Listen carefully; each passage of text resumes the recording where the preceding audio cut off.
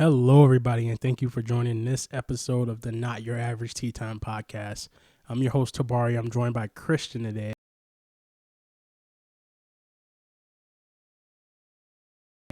And today we're going to talk a little bit about the Jets-Patriots game and what we can expect from that matchup coming up this Sunday. So, Christian, let's get right into it. How do you think this game's going to play out? I know I've been sending you all of the clips of Zack Wilson and the throws he's been making, but do you think he'll be able to have that kind of success against the Bill Belichick defense? I don't. I do not. I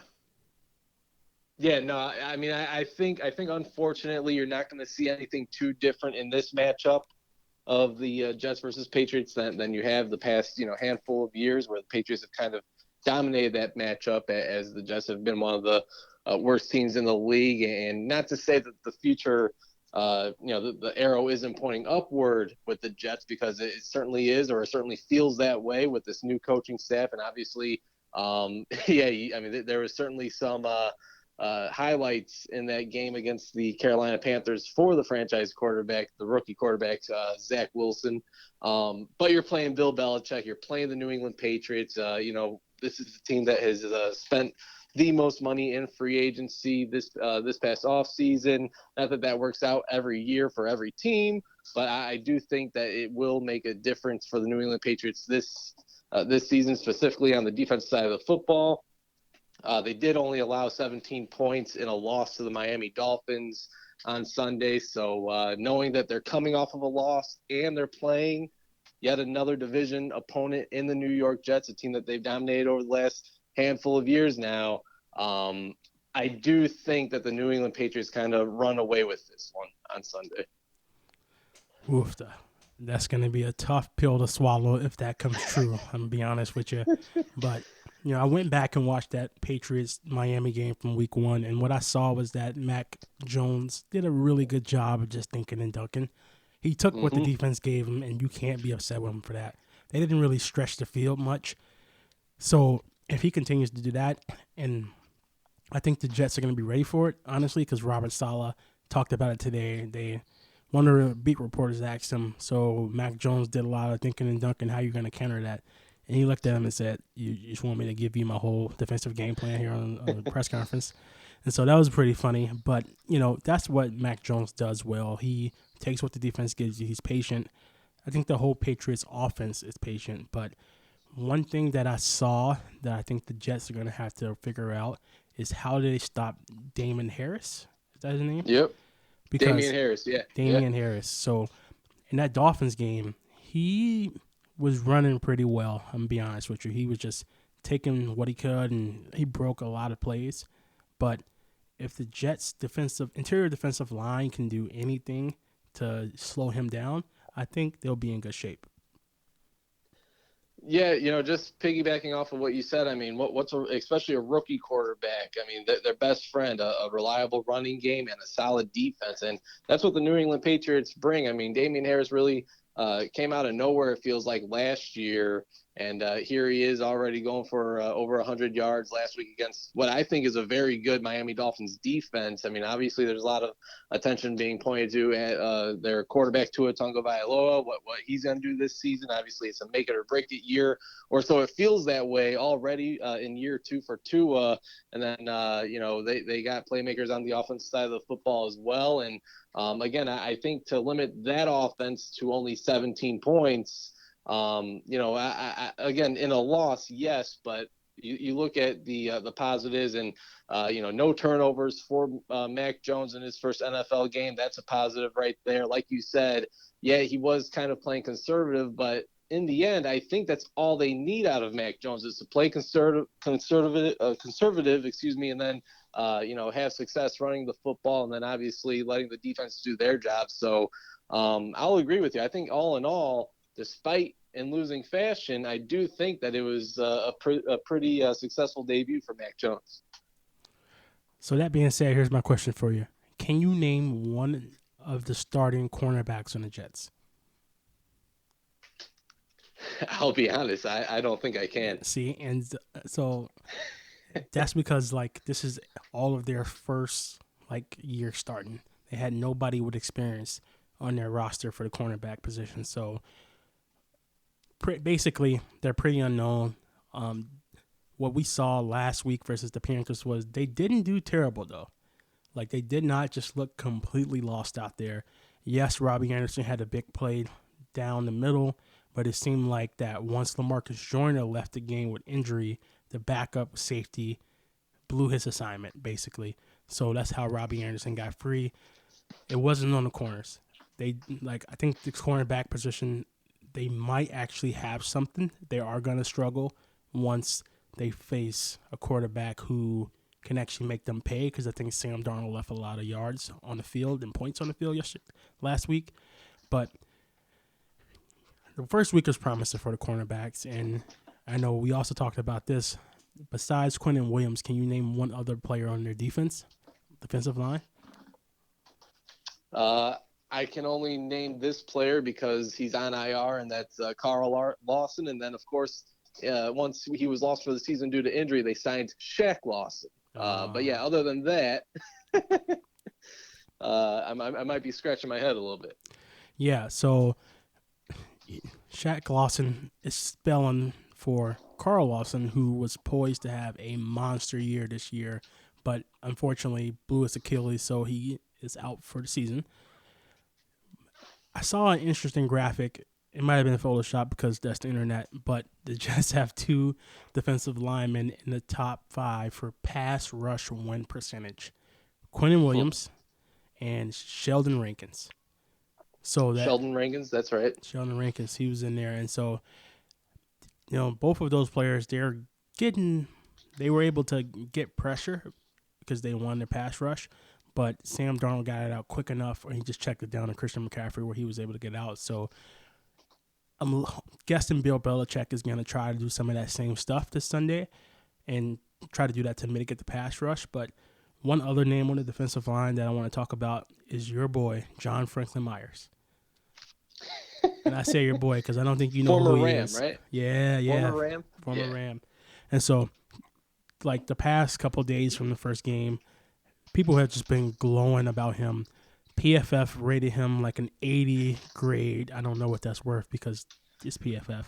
But then, all of the people who watched the all 22 film of that first Jets game said that somebody's going to pay John Franklin Myers a lot of money, and hopefully it's the Jets because he's going to be good. I was listening to a podcast about the Jets, and they said that if this season continues like it is, John Franklin Myers is going to have a hell of a year, and the Jets should extend him now versus at the end of the year when it's going to cost them a little bit more. Yeah, I mean, I think that's a player that, you're relying on potential. Now, I go back. I remember when he was just John Myers back in college, and it was a late round pick by the Rams and was placed on waivers, I believe, and that's how he landed with the New York Jets. If I'm not mistaken, though, Tabari, I don't think you were too impressed with his performance against the Carolina Panthers based off of yesterday's podcast. But the thing that decimated, I feel like the energy, at least for the defensive line specifically, like a guy like Quinnen Williams. I mean, I think playing with a guy like Karl Lawson really would have done wonders for some of the other guys on the defensive line. I think that could be looked at as of right now, possibly the biggest loss an NFL team has suffered up to this point into the season. Yeah, because the Jets really wanted to rely on that pass rush in order to get some pressure, and then so their defense can sit back and reap the benefits of it, a la San Francisco. But Karl Lawson was the linchpin from that whole operation, and he's out. So John Franklin Myers, I went back and watched it. He got some pressures, but he didn't close the deal. He got one. I think he got the sack. He got the only sack of the day against Sam Darnold. And that Panthers offensive line was patchwork. So, I don't know. I wasn't super impressed, but he did get the only sack. So, I guess I got to give him some credit in that aspect. But, yeah. So, I know this is your podcast, Sabaro, but let me hijack it really quick, and let me ask you a question. Mekhi Becton, He's going to be out now for up to 8 weeks, possibly even longer. We'll see. How comfortable are you with the depth there at left tackle? And then just looking at this matchup heading into this weekend with the New England Patriots, again, they spent a lot of money this offseason, a lot of money on the defensive side of the football as well, bringing in Matt Judon. I mean, is that a player that you're concerned about getting after Zack Wilson this weekend? Yeah. The Jets had some communication issues up front in that first game because none of the offensive line, that 5 that was out there, they didn't play with each other in football games at all in the preseason. So, like Elijah Vera-Tucker, who was the rookie left guard, he missed the entire preseason. Mekhi Becton played sparingly. So they didn't have a good chemistry out there that first game, and we saw what happened in the first half. Zack Wilson got punished. With Mekhi Becton going down and George Fant moving to left tackle, in the second half of that game after that happened, they looked better. But George Fant was asked about that, like, hey, how are you going to do with this switch? Are you going to be okay? Are you going to perform well? And I think he might have given himself an out when he said that it's night and day. He's like, imagine throwing a football with your right hand and trying to throw it with your left. That's what switching from right tackle to left tackle feels like. Which is interesting he said that because when the Jets first signed him, he came out and said, I'm going to be this team's starting left tackle of the future. And then they drafted Mekhi Becton, and he went to right tackle. So, I don't know. We'll see how that all plays out.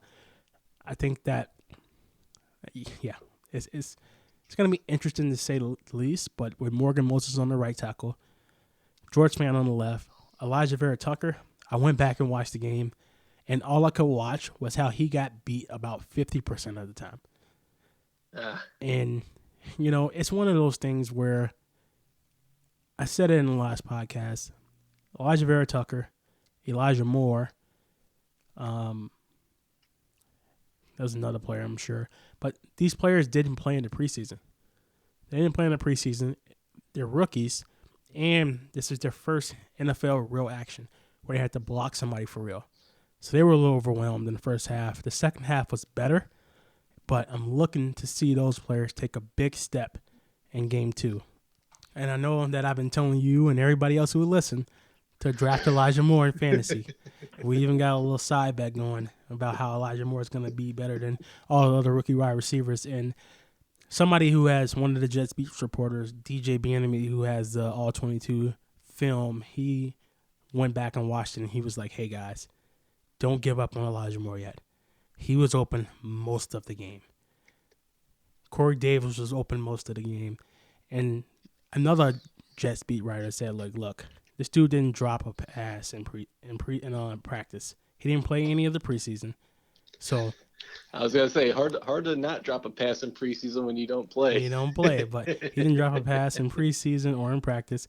But they said don't give up on him yet. Like they said, this dude, Elijah Moore, has more talent in his 5'9" body than any Jets receiver that has ever played for him. That's a lot of people may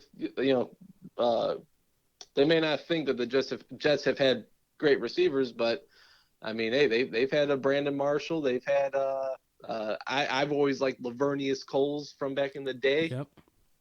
So they've had some Santana Moss, they've had some players there. Moss, So that's Wayne Sherbert, Braylon Edwards, Eric Decker. Right. David Nelson.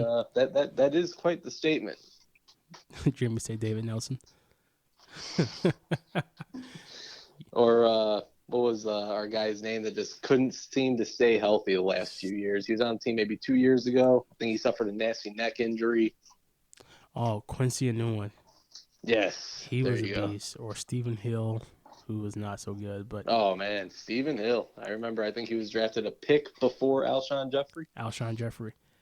Hey, I'm going to take a quick detour here before I start talking about Zack Wilson for a little bit. But so have you heard the phrase, talk shit, smoke weed like Lane Kiffin? I can't say that I have. So it's from a Lil Wayne song, but he said that, right? Like, smoke weed, talk shit like Lane Kiffin. And so I was like, what type of shit was Lane Kiffin talking that made Lil Wayne say this? So I looked it up. Apparently, when he was a coach at USC, I think, he told Alshon Jeffrey, hey, don't commit to South Carolina. If you do, you'll end up working at a gas station the rest of your life, like everybody else who goes to school there. Now that you bring that up, I want to say that does sound familiar. I think I recall hearing that around the time he was drafted. Yeah, and so, like, Lane Kiffin denies it, but one of Alshon Jeffrey's wide receiver coaches, like, it was on speakerphone. I heard it. But as we know, Alshon Jeffrey, he went on to get drafted by the Bears. Correct. Second round by the Bears. Had a pretty good career there. Parlayed that into another contract with the Eagles where he won a Super Bowl, right? Mm-hmm. So, yep. Not necessarily a gas station employee, right? But Lane Kiffin's wild there. But, yeah, let's talk about Zack Wilson quick and kind of expectations for him. So, if the Jets' offensive line doesn't get it together, he's going to struggle. It's going to be bad. It's going to be Sam Darnold. I'm seeing Ghost all over again, and we don't want that. The only hope I have is that in that first game, I think Zack Wilson showed more as a Jet than Sam Darnold ever had. So before the season started, I thought, like, if we can get a 2-to-1 touchdown interception ratio out of Zack Wilson, we'll be good. And so I predicted 24 touchdowns, 12 picks. And after the first game, I think we're on track for that. But, I think the Jets are going to struggle. They're going to struggle trying to run the ball. And then once they do, they need to figure out a way to make Zack Wilson comfortable and have him do what he do best, and that's find Corey Davis because Stephon Gilmore's not playing. So find Corey Davis, get Elijah Moore involved more. Jamison Crowder comes back from the COVID list. They're expected to have Keelan Cole, the Green Ranger. So, oh yeah, I think the Jets score. I'm gonna say, I think I have them winning this game. I think I have picked them to win. I'm gonna go 28-24 Jets. Wow.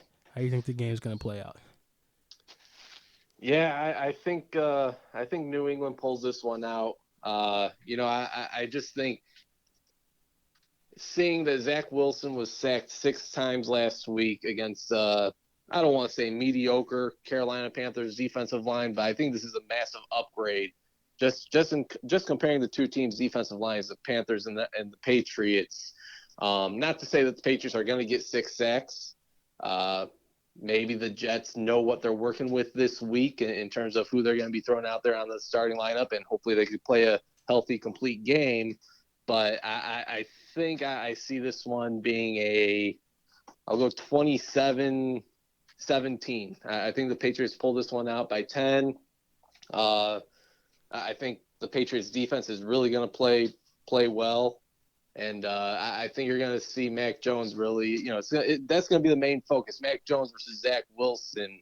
And the only thing that concerns me, or, there's a few things that concern me, but one of the main things for Zack Wilson that concerns me is obviously the offensive line. And when you have a crappy offensive line and you get behind in games, I know you tend to just throw the ball, but I want to see them run the ball with more success. I see that did not necessarily happen against the Carolina Panthers last week. And, I'm not so sure if Tevin Coleman is really made to be a team's number one running back. I know there's a lot of hype and a lot of, positive vibes for the future with the running back out of North Carolina, Michael Carter.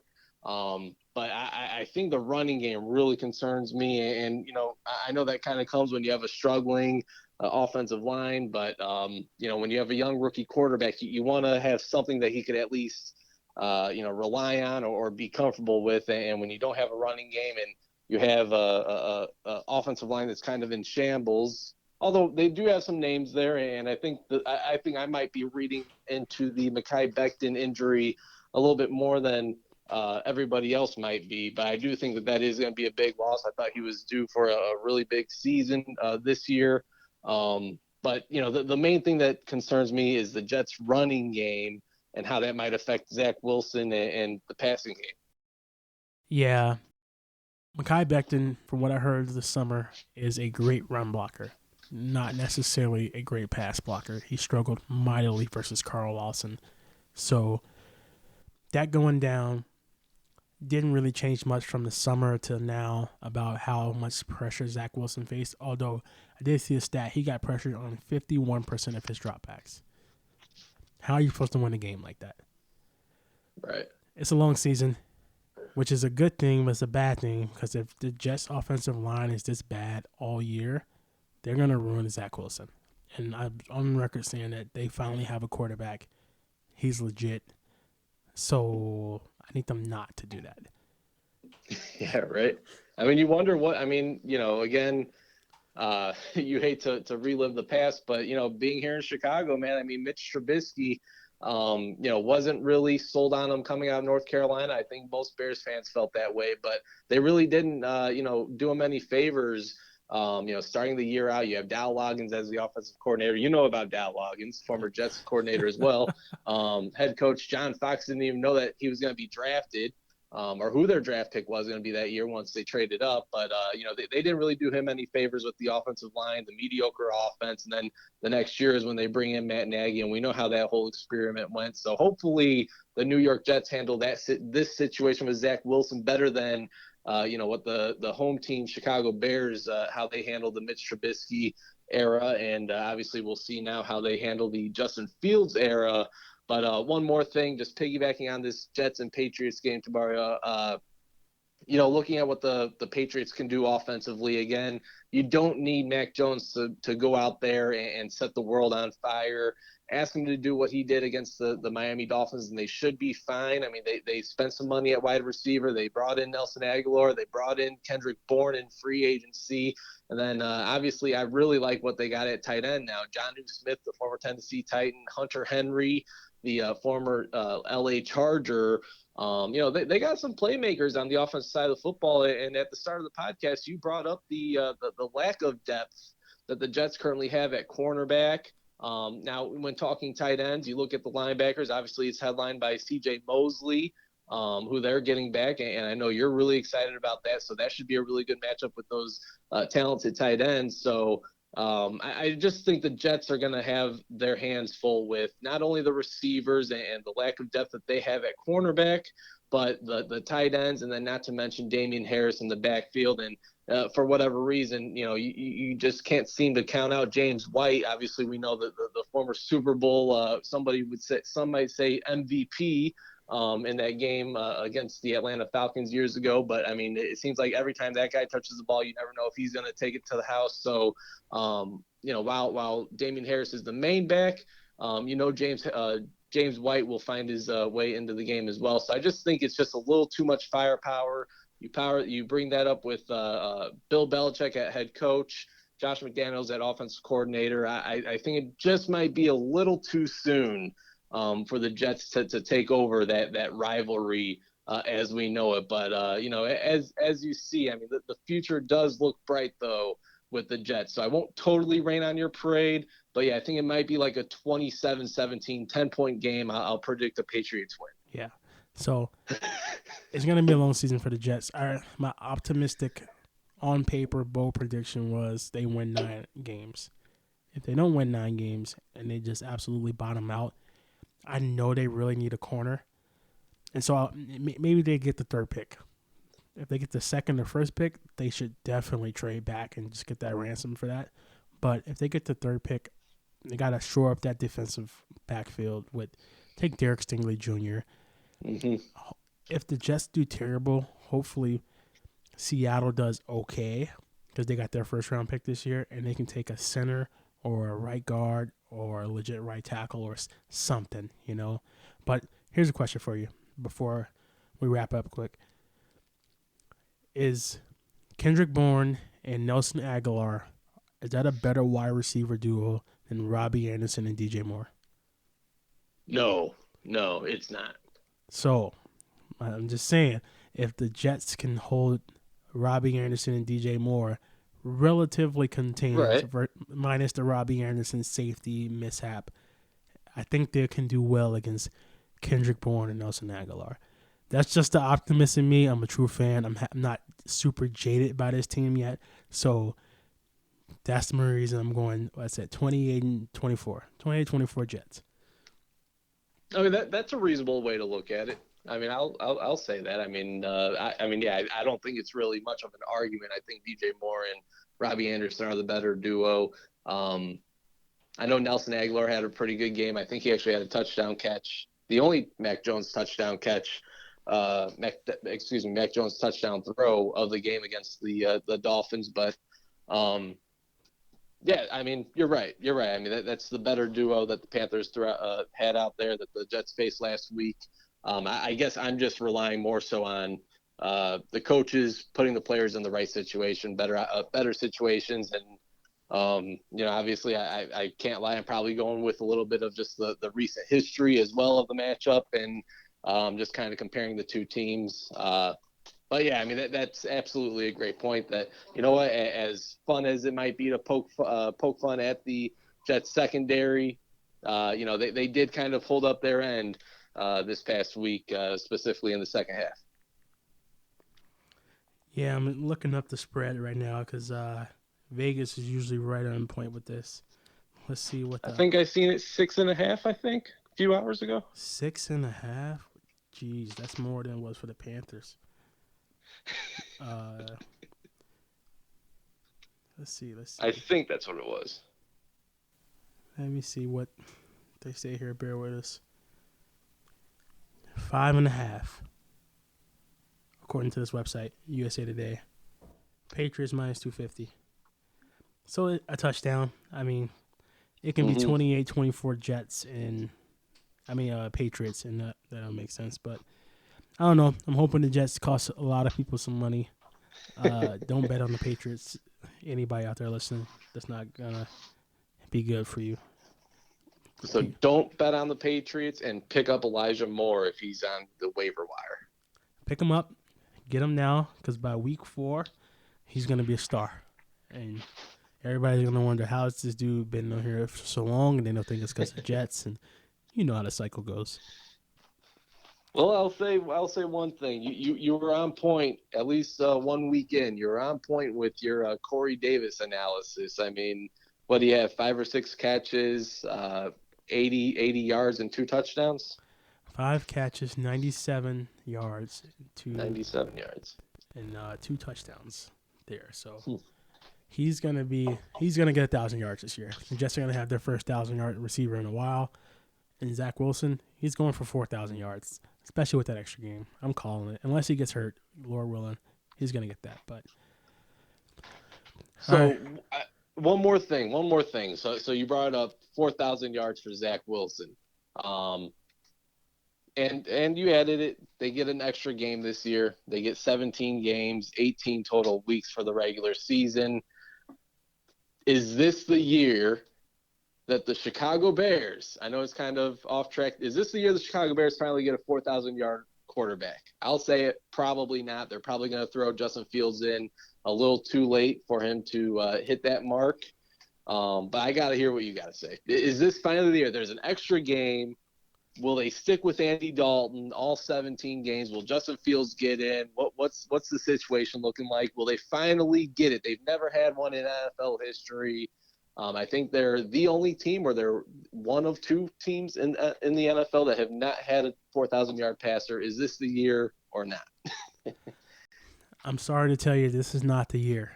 Only because Matt Nagy is refusing to play Justin Fields. And honestly, I think that their pressure is going to get a little too much, especially if they lose against Cincinnati coming up at home. If Joe Burrow and Jamar Chase come in there and just cook, it's going to get a little louder for Justin Fields, because that means he wasn't in there. He didn't do anything. Hey, man, I mean, come on. It's Andy Dalton revenge game. Can you blame him? Oh, yeah, he's gonna come in there. He's going to play on fire and just throw 6 picks. So I understand why they probably waited for this. But, like, after this game, they should play Justin Fields. And if they play him week 3, and I think you got a legit chance that he's a 4,000-yard passer. But I don't know. With the situation in Chicago and Matt Nagy just refusing to break his promise, quote unquote, whatever that means. I think he's just saying, hey, I really don't want to be here. I know I'm not gonna be here for Justin Fields next year, so I don't want him to get hurt or injured or ruined for the next coach or who knows. But the offense looked remarkably different against the Rams when he came in. Oh man, I mean, everybody looked different. Everybody on the field looked different. Whether it's the right guard or running back, the receiver. I mean, there was a different vibe. I mean, I know it sounds cliche that the young guy gets in there and everybody's fired up and the team all of a sudden looks different. But I truly think that's what's going to happen once Justin Fields gets in there. I don't expect, and I won't carry on too much longer, but I don't expect this to be a winning football team. But I just expect it. I expect you to see similar things of what you saw last year with the Philadelphia Eagles once they finally put Jalen Hurts in. There's a different vibe. There's a different energy. And it just seemed like players were out there maybe giving a little bit more effort for a guy that they knew gave them the best shot to win the football game. So this is premature because it's 1 week. But, my God, how did Ryan Pace mess up the Nick Foles trade situation so bad? Like, everybody just knew he wouldn't be on the roster to open the season. And there he was on the sideline. Yep. What is going on? And most of his guaranteed money was already due last year. And it was already reported as well. I mean, it seems to be like one of these, almost another one of these quarterback promises that the Bears promised Nick Foles that they weren't going to send him anywhere that he didn't want to go to. I mean, enough with the promises, man. It's a business. Do what's best for the franchise. Yeah. At this point, and I mean, Nick Foles, he spoke a few weeks ago saying, he was kind of talking shit in the press conference saying, I'm just going to do my job. Obviously, I want to be out there and play, but I'm going to play with the third and fourth string guys. And, we're going to tear it up in practice. He kind of said it sarcastically. As you can tell, he doesn't want to be here. He wants to go elsewhere. And you know what? Send his ass elsewhere then. Who cares where he wants to go?